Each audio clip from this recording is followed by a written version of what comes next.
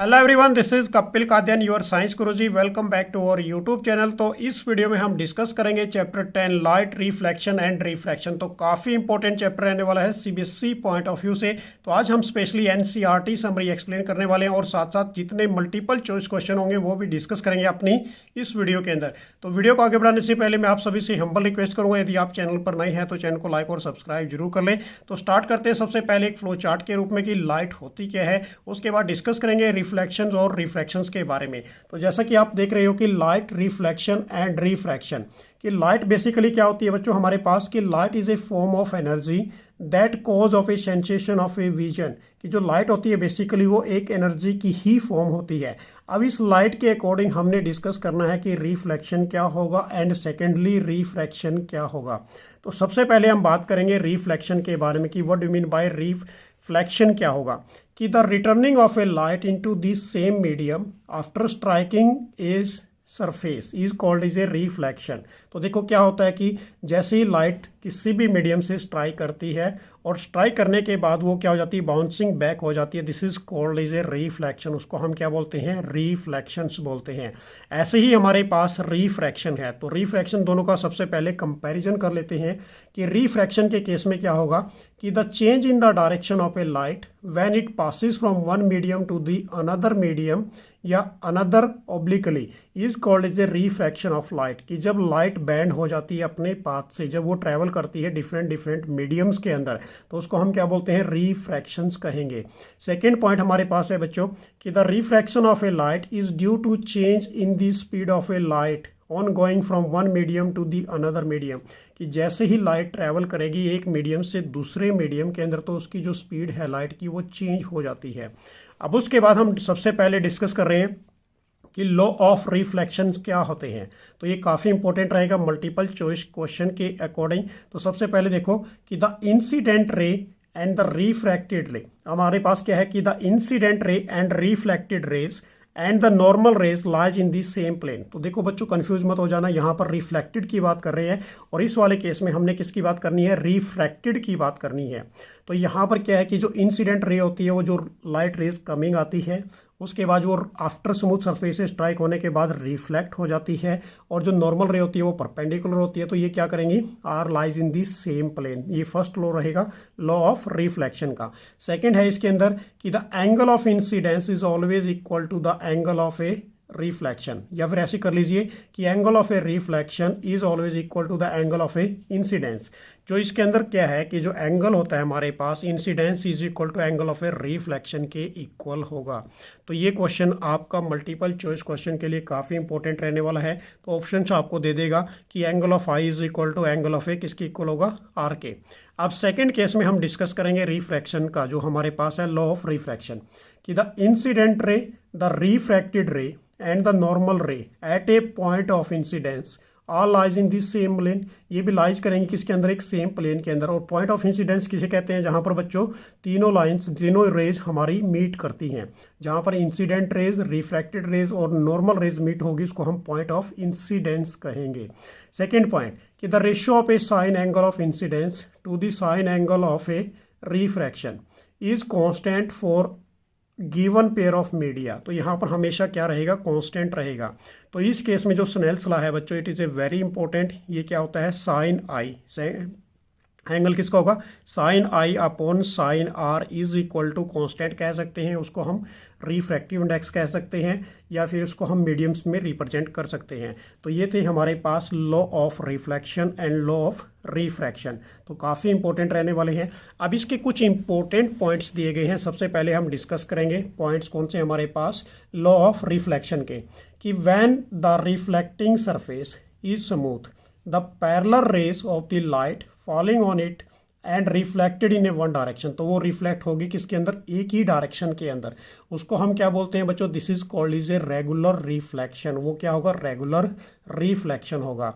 Second point के अंदर कि when A reflecting surface is rough, यदि वो रफ है, यहाँ पर था स्मूथ, जो आपने जूनियर क्लासेस के अंदर बेसिकली पढ़ा हुआ है ऑलरेडी कि the parallel raise of a light falling on the reflected in the different direction is called is A irregular reflection. उसको आप क्या बोलोगे? Irregular reflection.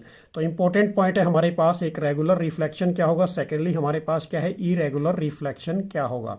तो क्लियर हो गया एक कॉन्सेप्ट। उसके बाद इंपॉर्टेंट पॉइंट्स पढ़ रहे हैं यहाँ पर हम किसके, लॉ ऑफ रिफ्रैक्शन के। तो इसके अंदर क्या है कि a medium in which the speed of a light is more than is known as a optically rare medium, कि जिसके अंदर वो मीडियम की जिसके अंदर स्पीड ऑफ लाइट क्या होती है, मोर होती है, उसको हम क्या बोलते हैं, ऑप्टिकली रेयर मीडियम बोलते हैं। ये आपके मल्टीपल चॉइस क्वेश्चन के लिए काफ़ी इंपॉर्टेंट रहने वाला बच्चों ये क्वेश्चंस। उसके बाद ए medium in which the speed of light is a less, जो मीडियम जिसके अंदर स्पीड ऑफ लाइट क्या होती है, लेस होती है, is called is A denser medium, उसको हम क्या बोलते हैं, डेंसर मीडियम। थर्ड पॉइंट हमारे पास है कि when a ray of light goes from rare to the denser, कि it bend towards the normal, वो किसकी तरफ बेंड हो जाती है, नॉर्मल की तरफ बेंड हो जाएगी। कि when it goes from the denser to the rare, यदि वो डेंसर से रेयर मीडियम के अंदर ट्रैवल करेगी, it bend away from the normal, वो बेंड हो जाएगी अवे फ्रॉम द नॉर्मल से। तो ये पॉइंट भी काफ़ी इंपॉर्टेंट रहेगा, इस पर भी आपको कोई ना कोई ग्राफ बना के एग्जाम्स के अंदर दे सकते हैं। उसके बाद कि the refractive index of a medium 2 with respect to medium 1 is equal to the ratio of a speed of light in medium 1 to the speed of light in a medium 2। किसके equal हो जाएगा बच्चों वो, कि वो ratio क्या होगा, देखो दोबारा इसको वंस अगेन, कि the refractive index of a medium 2 with respect to medium 1 is equal to the ratio, किसके इक्वल होगा, कि speed of light in a medium 1 to the speed of light in a medium 2। तो ये थे हमारे पास law of reflection, law of refraction, जो हमने डिस्कस किया अपने चैप्टर लाइट के अंदर। उसके बाद हम डिस्कस करेंगे टाइप ऑफ मिरर। तो हमारे पास दो प्रकार के मिरर होते हैं बेसिकली, एक होता है स्पेरिकल मिरर, सेकेंड हमारे पास प्लेन मिरर। अब इन प्लेन मिरर को भी डिस्कस करेंगे कि प्लेन मिरर काफ़ी इंपॉर्टेंट रहने वाला है। उससे पहले हम बात करेंगे स्फेरिकल मिरर की। स्फेरिकल मिरर हमारे पास 2 टाइप्स के हैं, first is a concave mirror, second is a convex mirror. तो स्टार्ट कर लेते हैं बच्चों। सबसे पहले प्लेन मिरर क्या होता है, कि a plane mirror is a thin flat and smooth sheet of a glass having a shiny coating of a silver metals on one side. तो देखो इसमें क्या है, सिंपल सी डेफिनेशन है कि एक plane mirror is a thin, एक plane mirror क्या होता है, थिन फ्लैट और स्मूथ शीट होती है गिलास की, हैविंग ए शाइनी कोटिंग, उसके ऊपर शाइनी कोटिंग किसकी की जाती है, सिल्वर मेटल की, ऑन ए वन साइड, एक साइड से।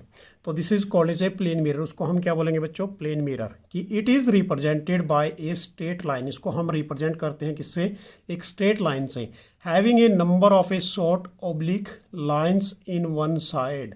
तो देखो बच्चों सिंपल सी बात है, स्ट्रेट लाइन से इसको रिप्रेजेंट करेंगे, नंबर ऑफ शॉर्ट्स होते हैं इसके अंदर, oblique in lines in A one sides. अब उसके बाद व्हाट आर द करेक्टरिस्टिक्स, इसके करेक्टरिस्टिक्स क्या होंगे प्लेन मिरर के, कि यहाँ पर है कि the image formed is a virtual and erect. तो हमेशा ये इमेज कौन सी देगा, वर्चुअल एंड इरेक्ट देगा। सेकेंड पॉइंट कि the image in the same size of a object, ये सेम साइज ऑफ ऑब्जेक्ट रहेगी इसकी जो इमेज फॉर्मेशन है। And third point is the image is the same distance behind the mirror as the object in the front of the mirror. तो image का जो distance होगा वो सेम रहेगा behind the mirror as the object in the front of the mirror. Clear हो गया ये, तो तीनों पॉइंट काफ़ी इंपॉर्टेंट है। उसके बाद जो फोर्थ पॉइंट है बच्चों, कि the image form is laterally inverted. Laterally inverted का मतलब क्या होता है, कि when a object are place on the right side the image form on the right side and vice versa, उसको हम क्या बोलते हैं, लेटरली इन्वर्टेड बोलते हैं। तो देखो करेक्टरिस्टिक्स क्या है इसकी, वर्चुअल इमेज देगा, इरेक्ट देगा, उसके बाद same size of a object image होगी, एंड द सेम डिस्टेंस वाली जो इमेज होगी वो front of the mirror and behind of the mirror. उसके बाद the image is formed in a laterally inverted. उसके बाद यूजेस कहाँ करते हैं बच्चों, ये काफ़ी इंपॉर्टेंट है, ये मल्टीपल चॉइस क्वेश्चन में पूछा जा सकता है, कि these are the use in see our self, हमारे अपने आप इसका यूज़ करते हैं, and making as a periscopes, इसको कहाँ यूज़ किया जाता है, पेरिस्कोप्स के रूप में इसका यूज़ करते हैं, उसको बनाने के लिए इसका यूज़ किया जाता है। तो सिंपल सी डेफिनेशन यहाँ पर यूजेस हैं इसके, कि they are use to see over shelves और in making is a periscope. ठीक है ना, ये कहाँ यूज़ करते हैं इसको, मेकिंग बनाने के लिए, पेरिस्कोप्स को इसको बनाने के लिए इसका यूज़ किया जाता है। अब इसके भी इंपॉर्टेंट पॉइंट्स दिए गए हैं प्लेन मिरर के, कि anything which gives out A light रे इज कॉल्ड एन ऑब्जेक्ट, कि जहाँ से लाइट आती है उसको हम ऑब्जेक्ट कहते हैं बेसिकली। कि image is the optically appearance produce जो इमेज बनती है वो ऑप्टिकली अपीयरेंस प्रोड्यूस होती है कि when A light rays coming from the object and reflect from a mirror. देखो सिंपल सी बात है, इमेज कब बनेगी बच्चों, जब किसी भी ऑब्जेक्ट से लाइट प्रोड्यूस होगी और आफ्टर रिफ्लेक्ट होने के बाद इमेज की फॉर्मेशंस आती है। नेक्स्ट पॉइंट हमारे पास कि the image which can be obtain on A screen, यदि इमेज स्क्रीन पे ऑब्टेन होती है उसको हम क्या बोलते हैं, रियल इमेज कहेंगे। कि the image which can not be obtain on A screen, यदि इमेज ऑब्टेन नहीं होती स्क्रीन पे, this is called is a virtual image. और वर्चुअल के केस में अपीयर टू मीट इमेज हम फॉर्मेशन कहते हैं। क्लियर हो गया। तो ये इंपॉर्टेंट पॉइंट्स थे हमारे पास। रियल इमेज क्या होगी, जो इमेज स्क्रीन पे ऑब्टेन होगी, जो स्क्रीन पे ऑब्टेन नहीं होगी, this is called is a virtual image. अब हम डिस्कस करेंगे कि what do mean by spherical mirror क्या होता है। कि ये spherical mirror is the mirror कि whose reflecting surface is the part of a hollow sphere of a glass, जिसका रिफ्लेक्टिंग सरफेस क्या होगा बच्चों, is the part of a hollow sphere of a glass होगा, this is called is a spherical mirror. अब spherical mirror further two types के हैं, first is a concave mirror, second is a convex mirror. तो सबसे पहले हम concave mirror की discuss करेंगे कि कॉनकेव मिरर क्या होता है। कि ये spherical mirror in which the reflection of a light takes place at the concave surface is called is a concave mirror, उसको हम क्या बोलेंगे, कॉनकेव मिरर। या सिंपल डेफिनेशन बता देता हूँ बच्चों, जिसका रिफ्लेक्टिंग सरफेस इनवर्ड होगा और ये पॉलिश्ड आउटसाइड से होगा, this is called is a concave mirror. Simple definition बना के लिख सकते हो कि the reflecting surface is inward and the polish in the outward is called is a concave mirror. तो एग्जाम्पल आपको दिखा पड़ा है यहाँ पर, ये पॉलिश कहाँ से है, आउटसाइड से है, और इसका जो रिफ्लेक्टिंग सरफेस है वो इनवर्ड है, so this is called is a concave mirror. अब same as it is convex mirror की बात करेंगे कि a spherical mirror in which the reflection of a light take place at a convex surface, इसको हम क्या बोल रहे हैं, bulging out of the surface. It means इसकी डेफिनेशन क्या दोगे कि the reflecting surface is a outward but is polished inside is called is a convex mirror. तो ये हमारे पास क्या होगा बच्चों, कन्वेक्स मिरर। तो देख लीजिए, अब जो इसका सेंटर पॉइंट होता है, this is called is a pole, उसको हम क्या बोलते हैं बच्चों, पोल बोलते हैं, ठीक है ना। अब यहीं से हम क्या ले लेते हैं, यहाँ पर हमारे पास प्रिंसिपल फोकस होगी और हाफ ऑफ द स्फीयर की यदि बात करते हैं, this is called is A centre of curvature से उसको हम रिप्रेजेंट करेंगे। तो ये था हमारे पास स्फेरिकल मिरर जो हमारे पास टू टाइप्स का था। अब सबसे पहले हम जानेंगे कॉनकेव मिरर के बारे में, इसके यूजेस क्या होते हैं, कौन सी इमेज फॉर्मेशन बनती है और क्या क्या इसके रूल है इमेज फॉर्मेशन के लिए। तो सबसे पहले बात करते हैं rule for a image formation. अब कॉनकेव मिरर अभी आपने किया जस्ट ओनली बच्चों। अब कॉनकेव मिरर का जो रिफ्लेक्टिंग सरफेस होता है वो इनवर्ड होगा और ये पॉलिश कहाँ से होगा, आउटवर्ड होगा। तो सबसे पहले कि a ray parallel to the principal axis get reflected back through in the focus, तो वो क्या हो जाएगी, reflect back through a focus की तरफ बैक रिफ्लेक्ट हो जाएगी। सेकंड जो रूल है इसका कि ये रे passing through in the focus, जैसे ही रे को पास करते हैं किसमें से बच्चों, प्रिंसिपल फोकस के अंदर से, कि will emerge parallel to the principal axis, वो पैरेलल हो जाएगी किसके, प्रिंसिपल एक्सिस के। आफ्टर कब, रिफ्लेक्शन के बाद। तो ये सारी इमेज फॉर्मेशन है जो आपने अपनी कॉपी के अंदर प्रिपेयर करनी है अपने बोर्ड एग्जाम से रिलेटेड। उसके बाद नेक्स्ट पॉइंट है हमारे पास कि ए रे from the centre of curvature, जब लाइट कहाँ से पास करेगी बच्चों, सेंटर ऑफ कर्वेचर से, कि gate reflected back along its own path, वो उसी पाथ से क्या हो जाएगी, बैक हो जाएगी, ड्यू टू द, क्योंकि सेंटर ऑफ कर्वेचर पर जो एंगल बनता है वो हमेशा जीरो रहेगा, तो वहाँ पर रिफ्लेक्शन मतलब वो सेम एंगल से ही क्या हो जाएगी, रिफ्लेक्ट हो जाएगी। नेक्स्ट पॉइंट हमारे पास कि a ray of light incident obliquely, obliquely का मतलब क्या होता है बच्चों, तिरछी, at a pole get reflected at the same angle, तो वो ही सेम एंगल से क्या हो जाएगी, वो रिफ्लेक्ट हो जाएगी on the other side of the principal axis in the same medium. तो ये थे इसके रूल। सबसे पहले हमने क्या लिया बच्चों कि ray of light parallel to the principal axis, after reflection pass through, कहाँ से पास करेगी, वो फोकस से पास करेगी। सेकंड कहाँ से पास करेगी कि when a ray of light passing through in the focus after reflection they parallel to the principal axis. और थर्ड वाली सेंटर ऑफ कर्वेचर से की तो वो वहीं से क्या हो गई, रिफ्लेक्ट हो गई। एंड फोर्थ वाली जो हमारे पास है कि इंसिडेंट ओब्लिकली ऑन दी पोल, जैसे ही वो पोल से टकराएगी आफ्टर वही सेम एंगल से क्या हो जाएगी, वो रिफ्लेक्ट हो जाएगी। तो ये थे हमारे पास रूल। अब हम यहाँ पर बात करते हैं इसके यूजेस कि कॉनकेव मिरर का यूज़ कहाँ पर करते हैं। कि these are used as a shaving mirror के अंदर इसका यूज़ करते हैं बच्चों, रिफ्लेक्टर इन टॉर्च के अंदर इसका यूज़ किया जाता है, डॉक्टर्स इसका यूज़ करते हैं हेड मिरर के रूप में। क्लियर हो गया कॉन्सेप्ट।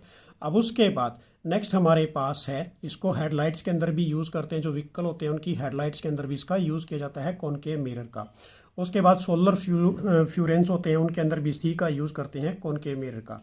अब उसके बाद है बच्चों इसकी इमेज फॉर्मेशन। अब इमेज फॉर्मेशन बेसिकली मैं आपको क्लियर कर देता हूँ।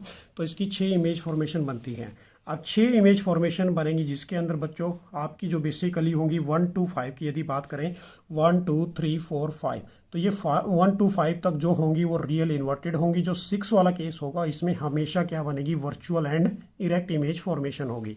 अब सबसे पहले जान लेते हैं कि व्हेन ऑब्जेक्ट को आपने कहाँ पर प्लेस किया, एट इन्फिनिटी पे प्लेस किया, तो वो क्या होगा कि जो पोजीशन होगी इमेज की वो कहाँ पर बनेगी, फोकस पे। और साइज ऑफ इमेज क्या होगा बच्चों, हाईली डिमिनिश्ड, मतलब पॉइंट साइज छोटा होगा। और नेचर ऑफ इमेज क्या बनेगी, रियल एंड इन्वर्टेड। उसके बाद ऑब्जेक्ट को थोड़ा सा आगे लेके आई, बियॉन्ड किसके पास, सेंटर के पास, सी के पास, सेंटर ऑफ कर्वेचर के पास। तो वहाँ पर जो पोजीशन ऑफ इमेज किसके बीच में बनेगी बच्चों, between focus and centre of curvature के बीच में। डिमिनिश का मतलब है छोटे साइज की बनेगी, रियल एंड इन्वर्टेड बनेगी। उसके बाद ऑब्जेक्ट को कहाँ पर लेके आई, एट सेंटर ऑफ कर्वेचर पर, तो इमेज वहीं पर बनेगी सेंटर ऑफ कर्वेचर पे। सेम साइज ऑफ ऑब्जेक्ट होगी, रियल एंड इन्वर्टेड होगी। उसके बाद नेक्स्ट पॉइंट है कि बिटवीन ऑब्जेक्ट को कहाँ पर लेके आए, फोकस और सेंटर ऑफ कर्वेचर के बीच में। तो वहाँ पर जो पोजीशन ऑफ इमेज बनेगी वो बियॉन्ड किसके बनेगी बच्चों, सेंटर ऑफ कर्वेचर के। तो यहाँ पर वो लार्ज बननी स्टार्ट हो गई, इनलार्ज जिसे कहते हैं, तो रियल एंड इन्वर्टेड होगी। उसके बाद नेक्स्ट है हमारे पास position of object at a focus. Focus पे रखा आपने और पोजीशन ऑफ इमेज कहाँ पर बनी, इन्फिनिटी बनी। उस केस में हाईली इनलार्ज, उसको भी हम क्या बोलेंगे, रियल एंड इन्वर्टेड। जो सेकेंड लास्ट वाला केस है, केस नंबर 6, तो यहाँ पर आपने कहाँ पर रखना है ऑब्जेक्ट को बच्चों, बिटवीन पोल और फोकस के बीच में रखना है। तो जो इमेज बनेगी वो बिहाइंड द मिरर बनेगी, लार्ज बनेगी, और उसको वर्चुअल एंड क्या बोलेंगे, इरेक्ट बोलेंगे। तो ये था हमारे पास कॉनकेव मिरर के यूजेस और इमेज फॉर्मेशन। उसके बाद हम बात करेंगे कन्वेक्स मिरर के बारे में कि कन्वेक्स मिरर के अंदर बेसिकली रूल क्या होते हैं। तो सबसे पहले देखिए फर्स्ट रूल क्या है हमारे पास बच्चों, कि रे is parallel to the principal axis, get reflected and appear comes from the principal focus। देखो सेम वही रूल अकॉर्डिंग टू द उसके है। सेकंड है हमारे पास ए रे, जो हमारे पास है ray going towards in the principal focus, कि किसकी तरफ जा रही है, प्रिंसिपल फोकस की तरफ, कि will emerge parallel to the, वो किसकी इमर्ज हो जाएगी बच्चों, parallel to the principal axis after कब, रिफ्लेक्शंस के बाद।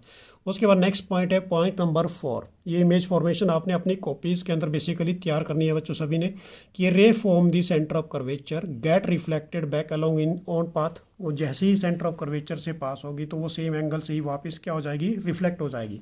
उसके बाद लास्ट वाला जो केस है कि a ray of light incident, obliquely का मतलब है तिरछी, कि at a pole get reflected in the same angle on the other side of the principal axis into the same medium.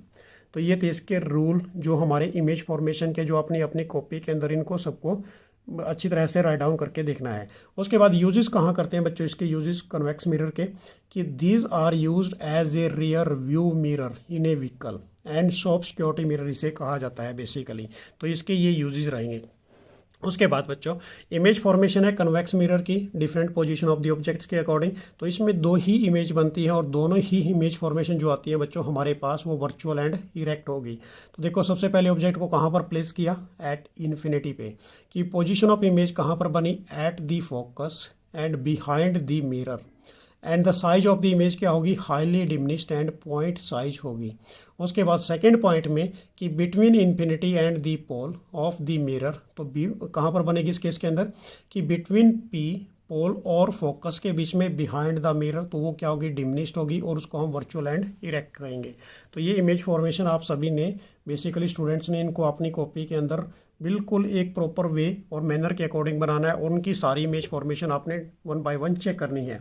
उसके बाद बात करते हैं बच्चों new Cartesian sign convention for the spherical mirror.